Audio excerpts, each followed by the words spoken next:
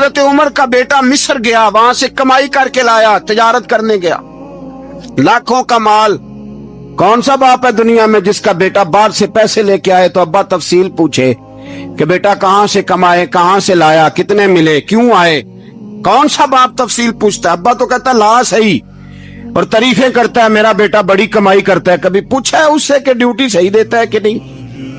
کبھی پوچھا ہے کہ تو ایمانداری کی روزی لاتا ہے کہ حرام کی کماتا ہے؟ یہ باپ کی ذمہ داری ہے, یہ اماں کی ذمہ داری ہے. پھر کہتا ہے بیماری کیسے آ گئی, پریشانی کیسے آ گئی؟ تو نے کبھی سوال کیا اپنی اولاد سے؟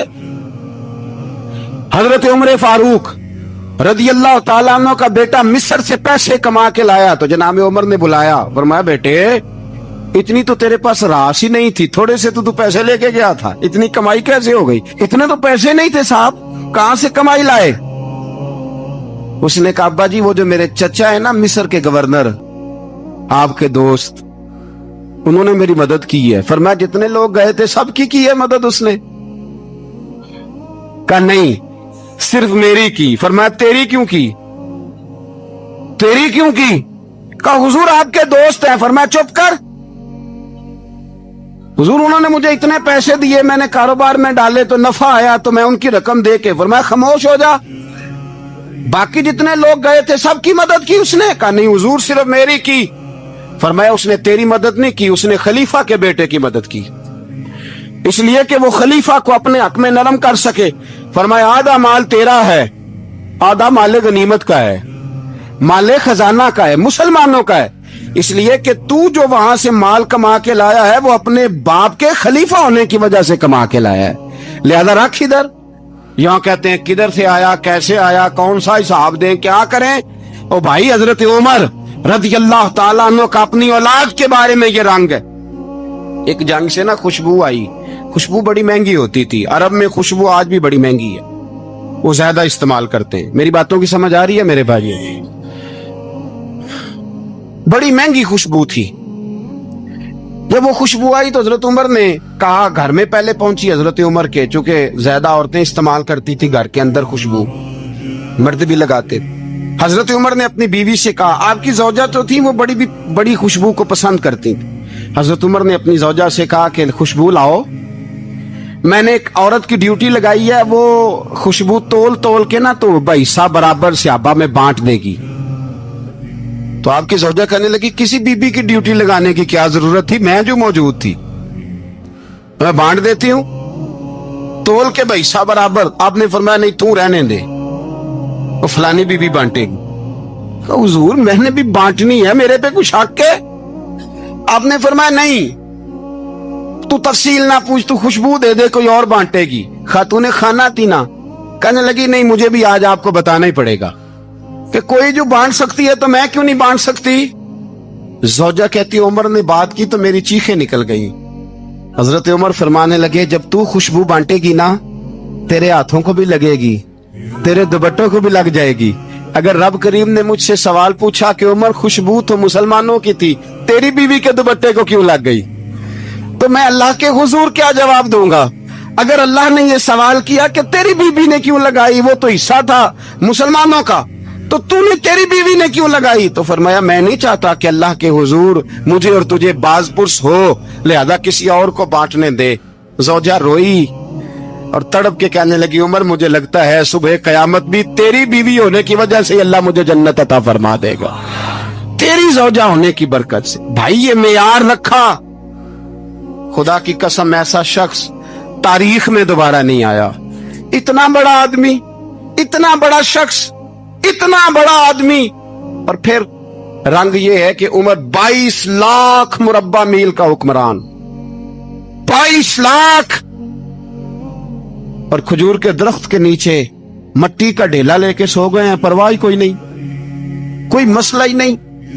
2 غلام ساتھ بیٹھے تو ایک روٹی حضرت عمر نے گھر سے منگوائی, تھوڑا سا سرکہ, تو غلام کہنے لگے ہم نے بھی کھانی ہے. فرمایا کوئی حرج نہیں, روٹی کو پیٹ بھر کے کھانا ضروری تو نہیں, 3 حصوں میں بانٹ لیتے.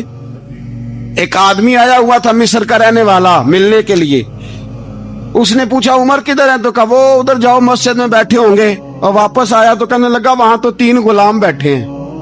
ایک روٹی بانٹ بانٹ کے کھا رہے ہیں, لگتا ہے کئی دنوں سے روٹی نہیں ملی. کہا 3 غلام تو کوئی نہیں, وہاں 2 ہی تھے, تیسرے تو امیر المومنین تھے. اس نے کہا نہیں 3 غلام ہیں, کپڑے بھی ایک طرح کے پہنے ہوئے ہیں, بلکہ 2 کے تو پھر صحیح ہیں, تیسرے کے تو زیادہ ماڑے ہیں. کپڑے بھی ایک طرح کے, کھانا پینا بھی ایک طرح کا, اور ان کا نشست برخاست بھی ایک طرح کی ہے, لہذا کوئی فرق نہیں. حضرت ابو ہریرہ کہتے ہیں میں لے کے آیا, اور جناب عمر کو جب میں نے کچی زمین میں تامت سمیٹ بیٹھے دیکھا تو میں رو پڑا.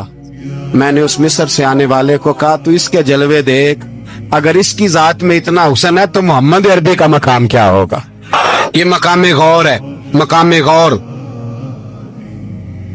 10 محرم کو لوگ دیگے پکائیں گے نا, نہیں پکانی ہے, کوئی بول دے نہیں, ہاں نہ نہیں کر دے, پروگرام بدلیا تو نہیں دی عید کی کہ وہی کام شروع ہوا, حالات ٹائٹ ہونے والا.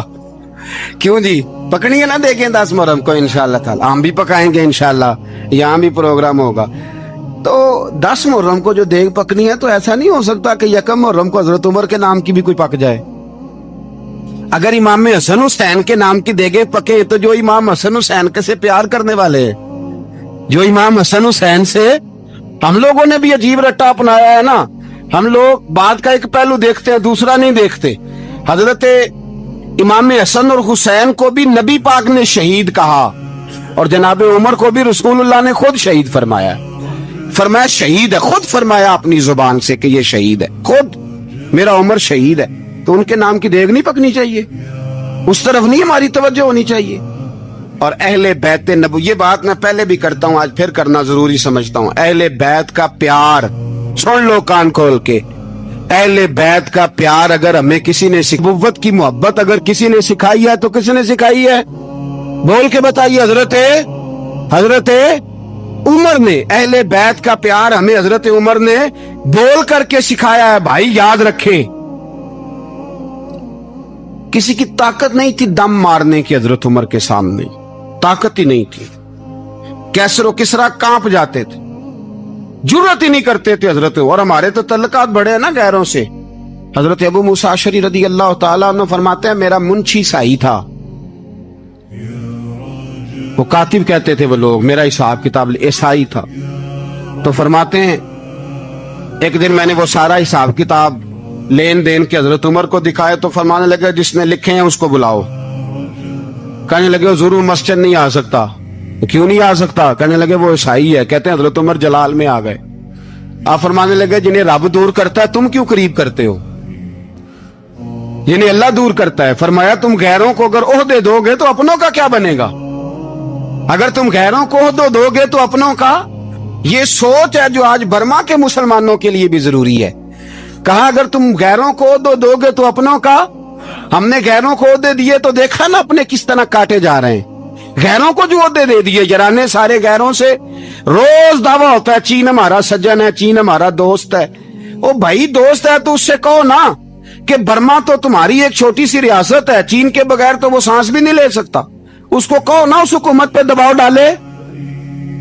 لیکن ہم لوگوں نے غیروں کو عہدے دیے تو اپنے پس گئے. حضرت عمر کہتے تھے ذمی کا ہم ادب کریں گے, ذمی کافر کا ہم, ایسا کافر جو مسلمان ریاست کو قبول کرے, بدامنی نہ پھیلائے. ایک آدمی کو آپ نے دیکھا آنکھوں سے نابینا ہے اور بھیک مانگ رہا ہے, تو حضرت عمر کو نظر آ گیا. فرمایا کون ہو؟ اس نے کہا میں یہودی ہوں.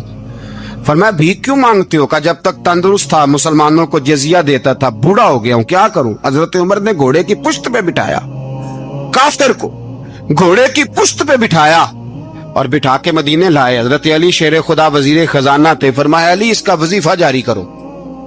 کہا یہ کون ہے؟ فرمایا یہ یہودی ہے لیکن یہ ہمیں جزیہ دیتا رہا, بوڑھا ہو گیا بیچارہ, بھیک مانگنے پہ مجبور ہے, ہماری حکومت کے اندر رہتا ہے, اس کا پورا وظیفہ جتنا خرچہ اتنا وظیفہ لگاؤ. حضرت علی کہتے ہیں میں وظیفہ لگا رہا تھا اور وہ میرے نبی کا کلمہ پڑھ رہا, وہ رسول اللہ کا کلمہ پڑھ رہا. یہ مزاج, یہ نہیں کہ کافر. حضرت عمر نے گورنروں کو خط لکھے تھے کہ زبردستی کسی کو مسلمان نہیں کرنا, جہاں ان کی عبادت گاہیں بنی ہو تو گرانی نہیں, کوئی مندر کوئی گرجا ضائع نہیں کرنا. اسلام سب کو جینے کا موقع دیتا ہے, پر بے ایمانو ظالموں بدذاتو تمہیں یہ کہتا ہے کہ ہم تمہیں جینے کا موقع دیتے, تم بھی مسلمانوں کو جینے کا موقع دو. یہ جہاں بستے ہیں, جہاں رہتے ہیں, انہیں وہاں جینے کا موقع دو, انہیں بھی اللہ اکبر کہنے کا موقع دو, انہیں بھی قرآن پڑھنے کا موقع دو, انہیں بھی رسول اللہ پر درود پڑھنے کا موقع دو. ہمارے ملک میں عیسائی اپنی مرضی سے کھلے عام تبلیغ کرتے ہیں. یہاں تو چینل چلائے ہیں عیسائیوں نے. کسی مذہبی جماعت نے کبھی جلوس نکالا ہے کہ عیسائیوں کا چینل بند کرو؟ بولے نکلا ہے کہ نہیں نکلا؟ کتنے ظلم کی بات ہے. ہم جب غیر کو اتنا تحفظ دیتے ہیں, اتنا تحفظ دیتے ہیں, ہم نے دیکھا ہے, مجھے بیسیوں لوگوں نے عید پہ ٹیلی فون کیے کہ عیسائیوں کو قربانی کا گوشت دے لیں. مجبور ہیں جی, دروازے پہ آ گئے ہیں, ہمارے کام کاج کرتے ہیں. بیسیوں لوگ, عام آدمی کے دل میں ان کا اتنا جذبہ ہے. وہ مسائل کا بیان کرنا ایک علیحدہ بات, لیکن ہمارے دل کافر کے حق میں بھی نرم ہو جاتے ہیں. تم کس قدر زیادہ بےایمان ہو اور کفر کس قدر زیادہ ذلیل ہو گیا ہے کہ مسلمان کے حق میں نرم ہوتا ہی نہیں. اور اس سے بڑے ذلیل وہ ہیں جو ان ذلیلوں کے سپورٹر ہیں. وہ کسی عرب ملک کے حکمران ہو یا کسی اور جگہ, وہ بڑے ذلیل ہیں جو ان ذلیلوں کے سپورٹر ہیں, جو برما کی بچیوں کے قتل پر اپنی حکومتیں چمکا رہے ہیں. انہیں شرم نہیں آتی. اس قدر مسلمان تڑپا ہے, لیکن ان بے غیرتوں کو ذرا ہوش نہیں آئی. اور یہ ان کے کماش, ان کے دلال جو ہر جگہ ان کی سپورٹ کر کے اپنی حکومتیں قائم کرتے ہیں, بے ایمانوں کو پتہ نہیں کہ کب ان پر اللہ کا عذاب اترے گا اور کس طرح ان کے پرخشے اڑیں گے. تمہیں اپنی ذلت اور رسوائی نظر نہیں آ رہی کہ زمین کس طرح تمہارے لیے تنگ ہو گئی ہے؟ اس سے زیادہ اور تمہاری رسوائی کیا ہوگی؟ ڈرو اللہ سے. اور یہ تو دنیا کا عذاب ہے. ان بطش ربک لشدید. میرا رب کہتا ہے قیامت تو قائم ہونے دے. اتنا سخت تیرے رب کی پکڑ ہے, اتنی کسی دوسرے کی ہو سکتی؟ یاد رکھیں اور تھوڑا احتیاط کریں. ہم سب لوگ بھی, جو ہم لوگ آدھی زبان بول کے بھی ان کی سپورٹ کرتے ہیں, اب شرم آنی چاہیے ہمیں ان حکومتوں کی سپورٹ کرتے جو مسلمانوں کی لاشوں کے اوپر حکومتیں قائم کرتے ہیں. شرم آنی چاہیے. بہرحال بات دور نکل جائے گی اور میں اپنے مضمون پہ رہتا ہوں. اہل بیت کا پیار اگر سکھایا ہے تو جناب عمر نے سکھایا ہے رضی اللہ تعالی عنہ. امام حسن ملنے, آپ یقین کریں میں جب اس واقعہ کو پڑھتا ہوں تو میرا دل جھوم جاتا ہے. میں کہتا ہوں یار, ڈاڈا ہونا اپنی جگہ پہ, عشق ہونا اپنی جگہ پہ, انسان کا باوقار ہونا اپنی جگہ. جہاں کھڑے ہونا تھا وہاں یہ کھڑے ہوتے تھے, اور جہاں جھکنا تھا وہاں یہ. ان لوگوں میں اقبال نے کہا تھا تیری نگاہ ناز سے دونوں مراد پا گئے, عقلے کی یاب و جستجو, عشق حضور و اضطراب. جہاں اگر آیا ہے سامنے کیسر و کسرا تو عمر جیسا دلیر کوئی نہیں. اگر سامنے آیا ایران کا بادشاہ تو عمر جیسا تگڑا کوئی نہیں. اگر آیا ہے سامنے غسان کا بادشاہ تو عمر جیسا عادل کوئی نہیں. لیکن اگر علی کا بیٹا آیا ہے, اگر فاطمہ کے لال پارے آئے ہیں, تو پھر فاروق اعظم سے جیسا محب کوئی نہیں, پھر ان سے جیسا پیار کرنے والا کوئی نہیں. اندر بیٹھے ہیں جناب عمر, اندر تنہائی میں کچھ وزیروں سے گفتگو ہو رہی ہے, میٹنگیں جاری ہیں. آپ کے بیٹے ملنے آئے جناب عبداللہ ابن عمر. ابا جی ملنے آئے, بات ٹھہرو, بات کر رہا ہوں, کوئی نہ اندر آئے. صاحبزادہ باہر کھڑا ہے. تھوڑی دیر گزری تو امام حسن بھی آ گئے. کون آئے؟ آپ کو جو ملے گا امام صاحب کا نام لینے سے, وہ سردار ہیں جنتیوں. کون آئے؟ سارے بولیے.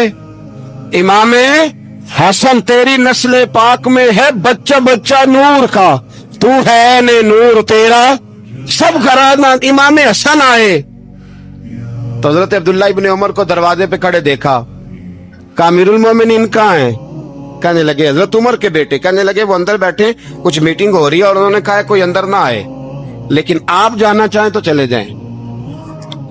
آپ جانا چاہیں تو, تیری نسل پاک میں ہے بچہ بچہ نور, آپ جانا چاہیں تو چلے جائیں. تو انہوں نے کہا جب آپ باہر کھڑے ہیں تو مجھے کوئی اتنا ضروری کام نہیں, اور ابھی زور کی نماز تھوڑی دیر میں ہوگی, میں مسجد میں مل لوں گا امیر المومنین سے. یہ بات کہہ کے امام حسن چلے گئے. یار اتنی بڑی بات نہیں تھی, اتنی بڑی بات نہیں تھی. اور میرے استادوں کا بیٹا بھی آیا تو کہا ٹھیک ہے جی وہ سوئے ہوئے ہیں, کوئی غرض نہیں یار, میں ٹھہر کے آ جاؤں گا. کوئی بڑی بات نہیں تھی, دیکھا جائے تو بڑی بات نہیں تھی, پر بات بہت بڑی تھی, اس لیے کہ یہ خالی حسن نہیں, یہ حسن ابن علی ہے, یہ حضرت فاطمہ کے لخت جگر. حضرت عمر باہر نکلے, عبداللہ ابن عمر سے پوچھا کوئی آیا تو نہیں؟ تو کہا حضور امام حسن آئے تھے. تو کہا پھر شہزادے کو اندر کیوں نہیں بھیجا؟ کہا میں نے کہا تھا. وہ کہنے لگے اگر امیر المومنین مصروف ہیں تو میں ظہر میں مل لوں گا. حضرت عمر رونے لگے. فرمایا بیٹے تو نے اچھا نہیں کیا. پھر مسجد نہیں گئے, سیدھے امام حسن کے دروازے دستک دی. امام حسن باہر آئے. کہا شہزادے آئے تھے تو ملے کیوں نہیں؟ تو امام حسن کہنے لگے حضور آپ کا اپنا بیٹا دروازے پہ کھڑا تھا, آپ کا اپنا بیٹا دروازے پہ کھڑا تھا, اور منع بھی کیا تھا آپ نے تو میں زور میں مل لیتا. حضرت امام حسن فرماتے جوش جذبات میں جناب عمر نے سر سے پگڑی اتار دی. جوش جذبات میں کہنے لگے حسن میرے بیٹے کا اور آپ کا کیا مقابلہ؟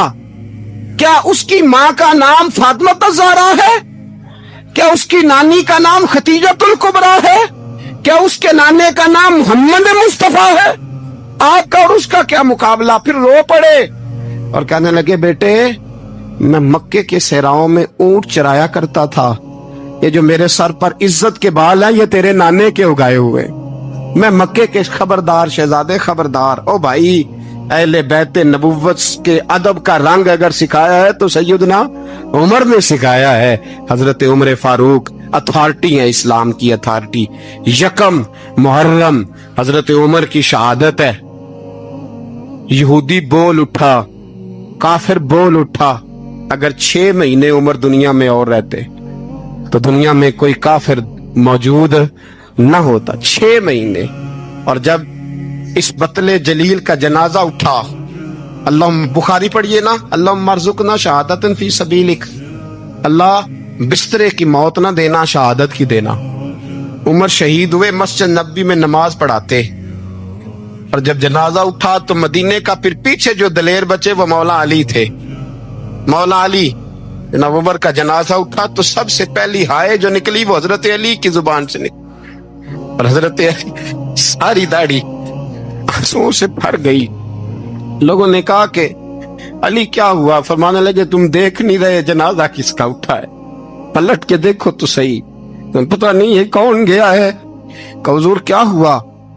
آپ فرمانے لگے عمر اس طرح کے کام کر کے گیا ہے, اب ان کے رستوں پہ کون چلے گا؟ کون اس کے جگر راہ وفا میں؟ میں نقش ایسے چھوڑ آیا ہوں, میں جس منزل سے گزرا ہوں وہ اب تک یاد کرتی ہے. حضرت علی حضرت عمر کے جنازے پہ کھڑے ہو کے کہتے ہیں اللہ مجھے اس طرح کے عمل کرنے کی توفیق دے جس طرح کے عمر کر کے گیا. میرے بھائی بطل عزیز, بطل حریت حضرت عمر رضی اللہ تعالیٰ عنہ جو اپنی زندگی انقلاب والی گزار کے گئے. عمر جب دنیا سے گئے تو 80 دینار کا قرضہ تھا, 22 لاکھ مربع میل کا حکمران. اور اپنے بیٹے سے کہنے لگے بیٹے کوشش کرنا تیرے خاندان والے مل کے میرا قرضہ اتار دے, میری قبر پہ بوجھ نہ رہے. اور اگر خاندان والے مدد نہ کریں تو میرے دوستوں سے بات کرنا, وہ مدد نہ کریں تو پھر علی سے بات کرنا. ان کا پیار آپس میں اتنا, اور تو اختلاف ثابت کر رہا. 80 دینار کا قرضہ چھوڑ کر حضرت عمر دنیا سے گئے, اور جاتی دفعہ کہہ گئے میرے بعد میرے بچوں کو حکومت کے مشورے میں بھی شامل نہ کرنا, حکومت کے مشورے میں بھی میری اولاد شامل نہ ہو. اتنا بڑا شخص اتنا بڑا رنگ دے کے یکم محرم کو جب عمر فاروق کا وصال ہوا تو بیٹے سے کہنے لگے اماں عائشہ سے جا کے کہو میرا بھی نبی پاک کے روزے میں دفن ہونے کو دل کرتا ہے. ایک قبر کی جگہ ہے اماں جی نے اپنے لیے رکھی ہے, بخاری ہے بخاری.